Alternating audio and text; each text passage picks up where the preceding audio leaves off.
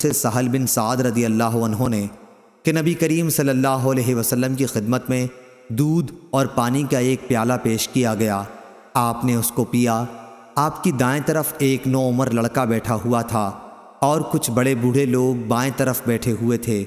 آپ نے فرمایا، لڑکے، کیا تو اجازت دے گا کہ میں پہلے یہ پیالہ بڑوں کو دے دوں؟